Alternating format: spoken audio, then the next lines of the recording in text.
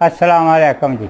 4-5 हन मुसाफिर टुरे जिथे रात पै जे अगले पिंड एक पिंड च गए। वो आखन लगे कोई चौरी सी, आखन लगे हाँ रात रहना, आखांगा रह पो भाई मुसाफिर जी सन, मैनू भी सवाब लभे। रोटी शोटी उन्हें दिती।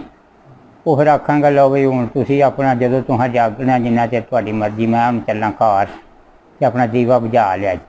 वो जरा को होया अपना शुक्र मेला करते रहे। एक ने आख्या चल भाई सवीए हूँ मार छड़ फूक। वो एक ने फूक मारी, कोई ना बुझे। दूजा आंदा तू मार, सारिया मारिया फूक, कोई ना। वो बल्ब सी तो उन्होंने दिल सी दीवा, वो कितने बुझे। वो एक ने आखन लगा भाई इन्हें ना फूक ना बुझना ते ना बुझना पल्लू नाल, इन्हें बुझना तो पानी नाल बुझना।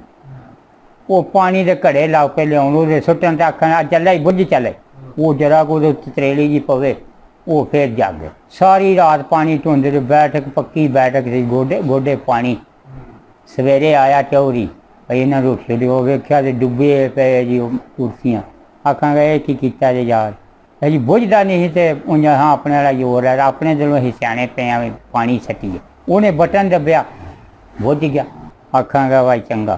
तुर पे शहरों बाहर एक टूटा लगे ही सरकारी, वो पानी शानी चंगा देंदा सी।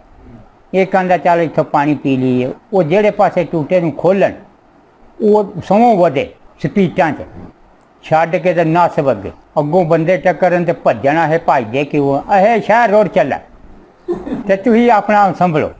इन्ना को प्रैस ते ऐसी वो टूटा लगे, पर उन्हां दे अकल च नहीं भाई इनू इस पासे बंद करना इस पासे खोलना। ते ये दुआ नाले भजदे जान ते नाले अगों जेड़ा टक्करे उन्हें आखे भाई अपना संभलो शहर रोड चला।